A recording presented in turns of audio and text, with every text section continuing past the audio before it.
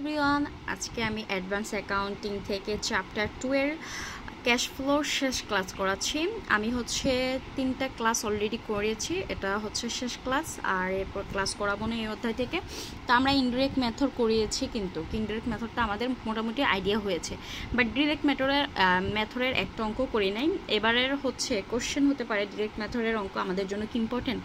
Obviously এবারের জন্য খুবই ইম্পর্টেন্ট। ভাগ্য খারাপ হলে চলে আসতে পারে, সো আমাদের যদি ভাগ্য খারাপ হয় তাহলে যাতে আমরা পারি, এজন্য আমরা ওরকম প্রস্তুতিটা নিয়ে যাব। তো ওরকম প্রস্তুতি নিতে হলে আমার অবশ্যই ডিরেক্ট মেথডের একটা অঙ্ক করতে হবে।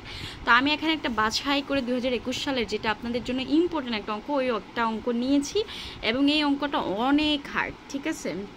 ডিরেক্ট মেথডের এই অঙ্কটাই সবচেয়ে কঠিন অঙ্ক। তাহলে এই অঙ্কটা যদি আপনি পারেন তাহলে সব অঙ্ক আশা করি পারবেন।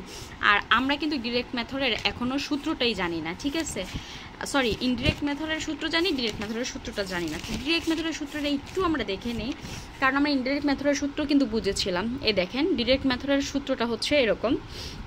আমরা ক্যাশ ফ্লো অপারেটিং অ্যাক্টিভিটিসে কীরকম করেছিলাম ইনডিরেক্ট মেথডে, আর ডিরেক্ট মেথডে কীরকম দেখেন। ডিরেক্ট মেথডে আপনার হচ্ছে রিসিভ ফ্রম কাস্টমার থেকে আপনি যে টাকাগুলো নেবেন ওইটার একটা হচ্ছে কীভাবে ক্যালকুলেশন করতে হবে, এটা রিসিভ ফর কাস্টমার, এটা কীভাবে বের করবে? নিট সেলস থেকে যোগ করতে হবে ডিসক্রাইস ইন অ্যাকাউন্ট রিসিভেবল, ইনক্রিজ হচ্ছে অ্যাকাউন্ট রিসিভেবল বিয়োগ করতে হবে, তাহলে আমরা পেয়ে যাব ক্যাশ রিসিপ্ট। আর এটা আবারও অল্টারনেটিভ আরেকটা করতে পারেন, নিট সেল থেকে যোগ করবেন হচ্ছে বিগিনিং অ্যাকাউন্ট রিসিপ্ট, আর ক্লোজিং অ্যাকাউন্টটা বিয়োগ করে দিবেন, তাহলেই হয়ে যাবে, মানে যোগ বিয়োগ করলেই হয়ে যাবে। তারপরে বের করতে হচ্ছে ক্যাশ পেড টু সাপ্লাইয়ের ক্যাশ পেডটা আমরা কীভাবে বের করব? এটার দেখেন, বের করতে হবে নিট পারচেস থেকে। পারচেস যদি দেওয়া না থাকে পারচেসটা বের করে নিতে হবে। কীভাবে বের করবেন পারচেস বের করার সূত্র হচ্ছে cost of goods sold minus opening balance minus opening balance plus হচ্ছে ক্লোজিং ব্যালেন্স, পারচেস বের করার সূত্র। যদি পারচেস না থাকে, আর পারচেস প্রশ্নে দেওয়া থাকলে তো ভালো, তো নিট পারচেস যোগ হবে ইনক্রিজ ইন অ্যাকাউন্টস পেবল, আর বিয়োগ হবে কি ডিসক্রিজ ইন অ্যাকাউন্টস পেবল, ঠিক আছে? অল্টারনেটিভ কি আছে? নিট পারচেস যোগ হচ্ছে বিগিনিং অ্যাকাউন্টস পেবল বা ক্লোজিং, মানে যেটা থাকবে আপনার যদি এভাবে থাকে এভাবেও করতে পারবেন, অ্যাজ উইল উইশ। তারপর হচ্ছে বের করতে হবে cash paid for operating expense, মানে হচ্ছে অপারেটিং এক্সপেন্স ওইটা যোগ করতে হবে। তো অপারেটিং এক্সপেন্সটা আমরা বের করবো কীভাবে? অপারেটিং এক্সপেন্স দেওয়া থাকবে প্রশ্ন, ওইটা থেকে বিয়োগ করবো হচ্ছে ডেপ্রিকেশন এক্সপেন্স, তারপর হচ্ছে বিয়োগ করবো হচ্ছে ডিসক্রাইস ইন প্রিপেড এক্সপেন্স, তারপরে ডিসক্রাইস ইন যোগ করবো হচ্ছে ডিসক্রাইস ইন একুরেট এক্সপেন্স, তারপর হচ্ছে বিয়োগ করবো হচ্ছে যোগ করবো হচ্ছে ইনক্রিজ ইন প্রিপেড এক্সপেন্স। আমরা জানি সম্পদ তো বাড়লে যোগ করতে হয়, সম্পদ কমলে বিয়োগ করতে হয়। সো এখানে সম্পদটা হচ্ছে বেড়েছে, তারপর হচ্ছে বিয়োগ করবো increase in accurate expense, minus হচ্ছে ক্যাশ পেড ফর মানে যা ভ্যালু রয়েছে ওটা হচ্ছে ক্যাশ পেড প্রপার্টি। এটার অল্টারনেটিভ একটা আছে ক্লোজিং, মানে হচ্ছে বিগিনিং ক্লোজিং, এটা আপনারা একটু বুঝে নেবেন। তারপর হচ্ছে cash paid for income tax, এটা বের করতে হবে। তারপর হচ্ছে cash receive dividend and interest, তো এটা 5 আর 6 এখানে দেখেন সুন্দরভাবে দেওয়া আছে। চারও আছে, 4 হচ্ছে ইন্টারেস্ট এক্সপেন্স বের করবো। তো ইন্টারেস্ট এক্সপেন্স কীভাবে বের করবো? ইন্টারেস্ট এক্সপেন্সের সাথে হচ্ছে আমরা অ্যাড করে দিব ডিসক্রেস ইন্টারনেট পেবল, আর হচ্ছে বিয়োগ হবে ইনক্রিজ ইন ইন্টারনেট পেবল।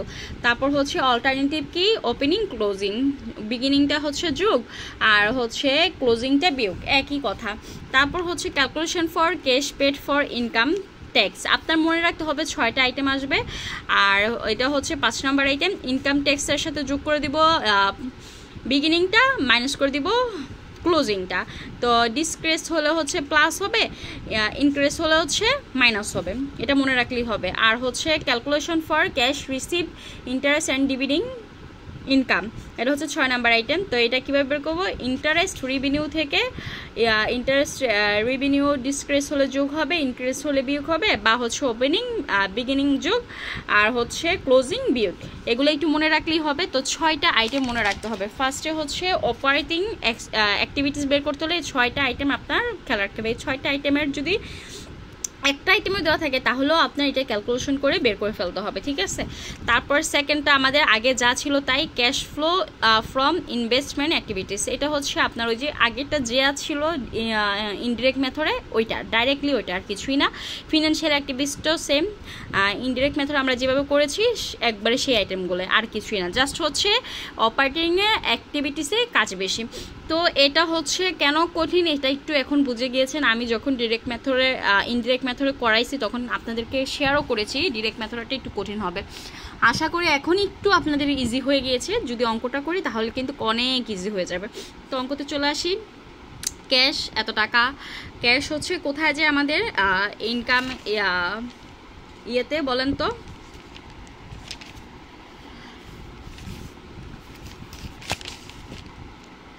ক্যাশটা হচ্ছে আমাদের শেষে যাবে, কারণ ক্যাশের টাকাটা আমরা শেষে লিখি, এটা আমরা জানি ইয়াতে ক্যাশ ফ্লোতে। তারপরে মার্কেটাইজ সিকিউরিটি, এটা হচ্ছে আমাদের কোথাও যাবে না। অ্যাকাউন্ট রিসিভেবল কোথায় যাবে বলেন তো, এটা হচ্ছে ইয়াতে যাবে, এটা কি অপারেটিং এক্সপেন্সে যাবে। নোট রিসিভেবল, অ্যাকাউন্ট রিসিভ আর নোট রিসিভ দুইটা যদি একসাথে থাকে দুটাকে অ্যাডজাস্ট করে নিতে হবে, যোগ করে নিতে হবে। তারপরে ইনভেন্টরি কোথায় যাবে সেটাও আপনারা জানেন। প্রিপেড ইন্স্যুরেন্স মার্চেন্ট, মানে হচ্ছে টোটাল হচ্ছে আপনাদের সব কিছু দেওয়া আছে, এগুলো আর পড়লাম না, এগুলো পড়ে লাভ হবে না, আপনাদেরকে ডিরেক্টলি আমি অঙ্ক বুঝাবো। তো এখানে শুধু আমাদের কি আছে, ডিভিডিং পেড আছে, আর হচ্ছে মেশিনারি দ্যাটস এ কস্ট হচ্ছে 20,000 টাকা, ডেপ্রিকেশন হচ্ছে 15,000 টাকা, ওয়াজ সোল্ড ডুরিং হচ্ছে মানে হচ্ছে বিক্রি করেছে 15,000 টাকা। তারপর হচ্ছে বন্ড হচ্ছে 40,000 টাকা, এগুলো আর কি দেওয়া আছে। তো আপনাকে বলছে ডিরেক্ট মেথডে এটা ক্যাশ ফ্লো বের করতে, তাহলে ডিরেক্ট মেথড আমরা এতদিন কিন্তু ইনডিরেক্ট মেথড করেছি। তো ফার্স্টে আমাদের কি করতে হবে বলেন তো, ফার্স্টে অপারেটিং অ্যাক্টিভিটিসটা বের করতে হবে। অপারেটিং অ্যাক্টিভিটিস বের করতে হলে ক্যাশ রিসিভ ফ্রম কাস্টমার, আমি বলেছি আমাদের 6টা পয়েন্ট, 6টা পয়েন্টের ভিতরে যদি 6টা পয়েন্টের কোনো আইটেম থাকে অবশ্যই আমাদের পয়েন্টগুলো ধরে কাজ করতে হবে, কিন্তু এখানে 6টা পয়েন্টের ভিতরে আমাদের মনে হয় 4টা আইটেম দেওয়া আছে, যেমন হচ্ছে customer cash receive, customer paid supplies, আর হচ্ছে অপারেটিং এক্সপেন্স, আর হচ্ছে ইনকাম ট্যাক্স। এই 4টা আইটেম দেওয়া আছে, কি কি আছে সেটা আমরা প্রশ্ন পড়েই বুঝে যাব। আর হচ্ছে এই 4টা আইটেম বের করতে হলে আমাদের অবশ্যই একটা ওয়ার্কিং লাগবে, তো ওয়ার্কিংটা আমরা করে ফেলি। আমাদের ফার্স্টে বের করতে হবে কি, ক্যালকুলেশন ফ্রম রিসিভ ফ্রম কাস্টমারটা আমরা বের করবো। তো কাস্টমার বের করলে আমরা একটু আগে পড়েছি সেলস বের করতে হবে। তো সেলস এখানে দেওয়া হচ্ছে 8 লাখ, তো সেলসটা 8 লাখ দেওয়া আছে। তো সেলসের টাকাটা হচ্ছে অ্যাকাউন্ট রিসিভের সাথে ওপেনিং যোগ করতে পারেন, তারপর হচ্ছে ক্লোজিং বিগ করতে পারবেন। অ্যাকাউন্ট রিসিভ আমরা যোগ বিয়োগ করবো, কিন্তু এখানে নোট রিসিভ আছে, নোট রিসিভ আর অ্যাকাউন্ট রিসিভ থাকলে দুটাকে অ্যাডজাস্ট করে নিব। তাহলে আমি এইভাবে লিখতে পারি না ওপেনিং ক্লোজিং, ওপেনিংগুলো মানে হচ্ছে এই যে এই সাইডেরগুলোকে আমরা 40,000 আর হচ্ছে 25,000কে একসাথে রেখেছি, 50,000 আর 5,000কে একসাথে রেখেছি। দেখেন এটা একসাথে রেখে আমরা হচ্ছে জাস্ট মানটা বের করে ফেলেছি। মান কত বের করেছি, 65,000 আর হচ্ছে 55,000। ওপেনিংয়ে হচ্ছে আমাদের 65,000, তাহলে এটা কমে গেছে, সম্পদ কমে গেছে, দেখছেন ডিসক্রাইজ হয়েছে, মানে হচ্ছে শেষের দিকে আমাদের হচ্ছে 55,000 টাকা চলে এসেছে। তাহলে ডিসক্রাইজ হলে আমরা কি করি, প্লাস করি, তাহলে লিখবো সেলস প্লাস হচ্ছে ডিসক্রাইজ হচ্ছে কত, এটা থেকে এটা বিয়োগ করে ফেললাম, 10,000 টাকা বের হলো, তাহলে হচ্ছে 8,10,000 টাকা। ঠিক আছে, আশা করি এই ক্যালকুলেশনটা বুঝে গেছেন। সেকেন্ড ক্যালকুলেশনকে আমরা হচ্ছে ক্যাশ পেড টু সাপ্লাইজ বের করবো, তো ক্যালকুলেশন অফ। তো এখন আমাদের পারচেসকে এখানে আমাদের কোশ্চেনে দেওয়া আছে, কোথাও পারচেস দেওয়া নেই, একটু খেয়াল করেন, কোথাও কিন্তু পারচেস দেওয়া নেই। তো পারচেসটা আমরা কীভাবে বের করবো, আপনাকে আমি আগেই বলছি পারচেস বের করার সূত্র হচ্ছে cost of goods sold minus হচ্ছে ওপেনিং ইনভেন্টরি আর যোগ হচ্ছে ক্লোজিং ইনভেন্টরি। তো এখানে আমাদের প্রশ্ন হচ্ছে দেখেন, ইনভেন্টরি হচ্ছে দেওয়া আছে, তারপর হচ্ছে কি দেওয়া আছে, কস্ট অফ গুডস সোল্ড দেওয়া আছে। তাহলে আমরা বের করে ফেলি, কস্ট অফ গুডস সোল্ডের মান হচ্ছে আমাদের 5,50,000 টাকা দেওয়া আছে, লিখে ফেললাম। আর হচ্ছে ওপেনিং ইনভেন্টরি হচ্ছে কত, 40,000, আর হচ্ছে ক্লোজিং ইনভেন্টরি হচ্ছে 48,000। তো 40,000 টাকা আমরা মাইনাস করে দিলাম, 48,000 টাকা প্লাস করে দিলাম, জাস্ট লিখে ফেললাম। পারচেসটা বের করেছি, যেহেতু পারচেস ছিল না। এখন পারচেসের সাথে কি করতে হবে, অ্যাকাউন্টস পেয়েবল ওপেনিংটা যোগ করতে হবে, আর হচ্ছে বিয়োগ করতে হবে। দেখেন এখানে কি আছে, অ্যাকাউন্টস পেবলও আছে, আবার হচ্ছে নোটস পেবলও আছে। আমরা সেম আগের মতো, আগেও যেমন ছিল হচ্ছে অ্যাকাউন্ট রিসিপ্ট, নোট রিসিপ্ট, তো এখনও অ্যাকাউন্টস পেবল আর হচ্ছে নোটস পেবল দেওয়া আছে, যেহেতু আমরা এই দুটাকে একসাথে ক্যালকুলেশন করে দিব। একসাথে কীভাবে ক্যালকুলেশন করবো, সেম আগের মতো অ্যাকাউন্ট রিসিভেবলের টাকা ওপেনিংয়ের টাকা, এটা হচ্ছে ক্লোজিংয়ের টাকা। ক্লোজিংয়ের নোট রিসিভেবল নোট পেবলের টাকা নাই, সো এটাকে ক্যালকুলেশন করে যোগ করে ফেললাম এত এত।